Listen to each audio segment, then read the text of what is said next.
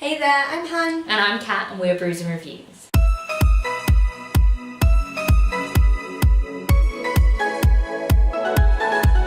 Today's video, we're going to do a kind of complaint to Kat, but with a bit of a twist. Yeah, it's more like hating it with Han. As one of our subscribers, Mark, came up with, we're definitely adopting that because it is definitely true for this. Yes, it's entirely appropriate, so I feel like it sums how we feel up perfectly. So the book that we are actually reviewing is Wintersong by S.J. Jones. Yeah. S.J. Jones. So this book we planned to read for a very long time. We set up a buddy read with Becca over at Books and Looks, and we got very excited. It's based on Labyrinth, which is one of my all-time favourite movies, and yeah, I was just super excited for this book. So we sort of organised it so we would read, maybe 80 to 100 pages a day, and then we would communicate on Snapchat all of our thoughts and feelings. That was the best part of this whole experience because the book was atrocious. Bad. Everyone's snaps were just hilarious. Like, we were so ranty. Yeah. So ranty. But it was so funny to do. And I feel like, as well, you realise how bad it was. Yeah, because when you're actually talking about it with someone else that's experiencing it, you're like, oh, actually, no, that's terrible, that is. Yeah. So the general premise of this book, it's about a girl called Lizelle. Anyway, I pronounced it as Lizelle. I feel like when I was reading it, I was like, Lizelle. So, Lizelle. We're going to go with Lizelle, or I am, because that's how I pronounced it as I read it, and yeah. She lives somewhere in Germany or maybe Austria. I'm like not really sure. Apparently that's like use your imagination on that sort of thing. Sorry if you can hear the rain, by the way. Yeah. It's raining. There's not much else we can do about it because we're filming out in the conservatory today. Pretend it's the sound of our tears hitting the roof as we read this book because the disappointment was so real. Yeah, so Lizelle lives somewhere in Austria/Germany/ that sort of European place.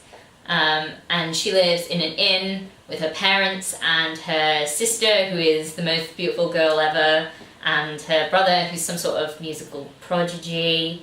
And she's like the plain forgotten one. Well, that's how she portrays herself anyway. It's written in first person. She just hates herself. She's like, I'm so plain, no one will ever love me. Anyway, so she and her sister go to a market one day, and her sister attracts the attention of the fairies, the goblins. Yeah. I wish they were fairies, no, they're goblins. So she attracts their attention, eats this peach, and basically gets kidnapped by the Goblin King. And her sister goes to talk to the grandma, who isn't actually called grandma. No, she's called Constance. She actually goes to her grandmother and calls her Constance. It's very strange. No one calls her. No one I know calls their grandma by. Mate, I'm telling you what, when I name. have grandchildren and if they call me Hannah, I don't think so, my friends. They're calling me Nana or Something. Yeah, just not my name. Meemaw. So the grandma doesn't really care. She's like, well, told you so, but also why is the Goblin King interested in you and not me? Yeah. So she's a bit useless. And then Lizelle tries to come up with this way to get the Goblin King to gift back her sister. They start playing this game, and then everyone promptly forgets that the sister exists, apart from Lizelle. And Lizelle's like, she forgets. does she for a bit? I think she does remember. Then she's just like, I think she remembers. She just doesn't care. Yeah, like which is worse. yeah. Like, oh. She just literally gets on with her life because everyone thinks that she's better now that her sister's not there. She's like, oh, my sister's fiance fancies me now. This is great. Let's just do this. So it's pretty bad. And then eventually she decides to actually do something and try and rescue her sister, and they end up in the underground. And there's about 5 pages worth of being in the labyrinth. But I don't really feel like it's very well described as the labyrinth, is it? No, it's not at all. I didn't get a labyrinthy feel about it at all. No, it was like, oh, and I just walked through some things. Yeah. And like, to me, that is the ultimate sin. If you're going to base a book on Labyrinth and then not have it in the Labyrinth, then you suck. And then there's this whole section in the underground, and it just goes on about music a lot. I'm not actually sure much even happened. Like, the resolution of the book, nothing did happen. No, I'm not sure. She was exactly back to where she first began. Like, there was no point. No. Anything that she did had no consequences whatsoever, or wasn't, like, described to us. And there should have been. Yeah, There she was a did this situation massive there, thing. and there should have been consequences from it. You don't have a clue if there are any consequences. You don't have a clue what happens because it doesn't say, it doesn't go into it. It's just, like, really, really poor storytelling. Yeah. So now we'll discuss a few of the things that we really, really didn't like about this book. I mean, there were a lot. I mean, I'm not sure there was really anything that we really liked. I mean, I kind of liked the Goblin King. He was like the little bit of saving grace. He was well developed. He had like a backstory that you could kind of understand, and like you felt for him a bit. As well. Yeah. Everyone else was a big pile of crap. Oh my god, they were awful. Ooh, awful people. Like the Liesl herself is just a horrible person. She's generally the worst character I've probably ever read. Yeah, I agree. She's, oh my god. I'd hate to know somebody like that in person. She's so selfish and self-centered, and she's obsessed with how everyone looks.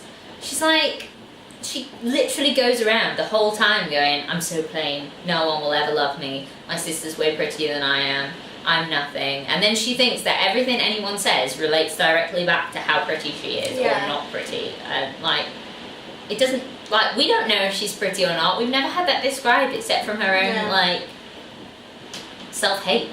And then she's just, like, terrible. Like, you want to feel for her at one point. She becomes the Goblin Queen at one point. Yeah. And she then promptly decides to be a dick to all the goblins. Like, she literally goes around. Oh my god, she's nasty! She's so horrible. Like, what was it you said that she did when she made them all freeze, and then... Yeah, and then, oh my god, and she played dominoes with them all. She literally, like, pushed them and they went down one by one. And she's like having a right laugh. Game of dominoes.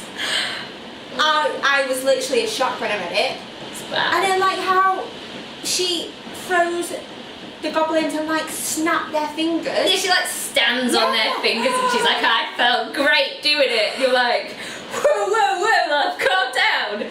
Calm down. Nasty. She's horrible. She's terrible. Really, really nasty. Yeah. So, we don't like Liesl. No. We did like the Goblin King. We've spoken briefly about him. There's this whole overarching storyline about music and like a theme, and about how like everybody is properly obsessed with music, but it's just like it comes across in like the worst way. It's too much as well. Like, yeah, you're not reading it for the music. Unless you're obsessed with music yourself, you're not going to care this much about like how obsessed these characters are with music. Yeah. It's like weird. It's like creepy obsession with music. Like, you don't want to encourage that sort of obsession because it's unhealthy. Yeah. And then like how she relates to it in like sexual ways. No, you brought back the memories. I don't want it. Honestly. The cringe. I was literally like, I can't do cringe. But I really can't. I'm terrible, right? And this book, the cringe is real. It was horrible. Like, there are sex scenes in this book, right? And I don't mind sex scenes, right? I can get along with all sorts of sex scenes, whatever. Except for when they say things like, I just wanted him to play me all night long. God. I think we need like a moment of silence for like how much of us died inside when we were reading that part of that book. That part? There's loads of parts. I don't want to remember it. I blocked it out. Basically, right, it's a proper cringe fest. She doesn't do it in a very good way. Like, no, it's like not, and they're like, there's a lot of before sex, and then it's just like sex, and then I say at one point, doesn't she like just random, like she just tries to describe her having an orgasm, and like what and it's really odd because I didn't click at first, and then you were like, oh, and I was like, oh, because it was really cringy, and I was like, is that how she's described her having an orgasm? Yeah. Does that just happen? Because they weren't even actually having sex at that point in time or anything like that, and it was just like bam, orgasm, but musically described somehow. And that's the thing, like, what? There's music in it, so why did they have to relate that to the sexy parts too? Because this is all it had going for it. Music was the only way she could describe anything. Basically, too much music. It didn't engage or anything. It just made you really annoyed with all the characters because they were just so obsessed with it. You can have like snippets of little bits of music and stuff, and you can make it like you can craft it in a way that actually makes it interesting. But this was like weird, creepy serial killer style obsession with music, like.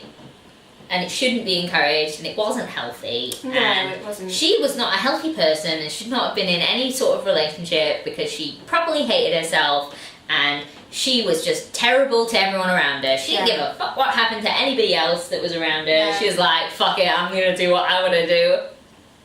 Okay, so what else actually happened in this book?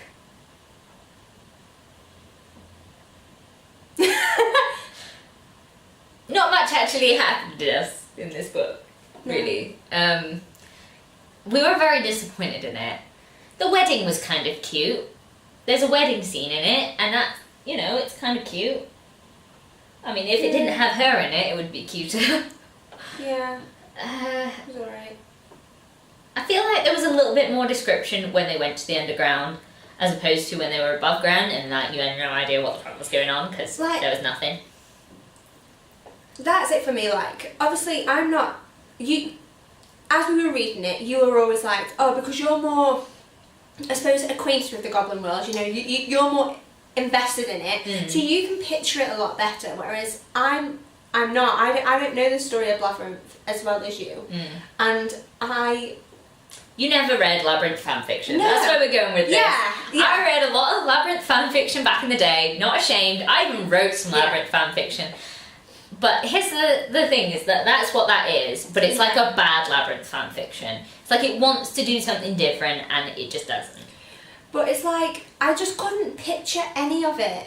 Like, even Underground, I couldn't visualise it, and I feel like that's why I had no connection to it. Because there was nothing keeping me interested or invested. I hated all the characters. Like, the Goblin King I could sort of bear with, do you know what I mean? But I hated everyone. I didn't like what happened in it. Like, nothing in it was good, and it, filled me with a bit of warmth. It didn't. It was just... Nothing was like a happy moment that you thought, oh, that's cute. You never had any of those. Even the marriage, though, ends in, like... Oh, yeah, she does something horrible, and he's like, no, I don't want to sleep with you while you're drunk. Yes. That's great. We like consent and all that. And she's like, you fucking hate me because I'm plain. And then she like throws everything around the room. She has a hissy fit. Yeah. She like literally tears up this bedroom that she's in. And then she's like, oh, he's horrible, he is, when she wakes up the next day. As if he did something wrong. And it's her there just literally being some sort of horn dog that then is repulsed by herself and like jumps to all those conclusions. I just really didn't like this book. No. Like, I really didn't. The thing is that I was in a bit of a book slump as well. Up to before I read this book, I hadn't read any in the month of August. Like, I was really just not in a book mood. So I was like, this bloody read will properly get me back in the mood to reading. It'll make me really up for reading more books. I mean, it didn't. No. I literally, because I was reading Jurassic Park before it, I literally had to go straight back onto Jurassic Park to get this out of my head, because I thought if I don't, then that's it, it's curtains. Yeah. Like, I wouldn't have been able to pick up another book, I don't think, because it generally... Like I hated it. I hated life after it. It was terrible. It just put us both in a really bad mood. Yeah. If we hadn't been doing the snaps with it, Yeah. the buddy reading, I don't think either of us would have finished it. No, that's what Like kept me going. I might have like made myself finish it, but I feel like I wouldn't have. You wouldn't even have got through generally 100 wouldn't pages of it. Like, because it was bad. Yeah. So, in conclusion, we've got no world building. No. An absolutely horrendous main character who just deserves to burn in the fiery pits of hell. Totally. All the other characters either are not explained or are just terrible people too. Yes. Just some terrible storytelling. Not enough labyrinth. Not enough labyrinth, yes. And just a pointless story because it ends exactly where it was at the beginning and might as well nothing have happened. Yeah. Wait. Nothing Did you might just do me? Yeah. Just Yoda. I sounded like Yoda. Nothing happened at all. So the story might as well have just not happened. I didn't need to read 400 something pages. Didn't need it. No. Pointless. Anywho. Yeah. That can go over there. Bye.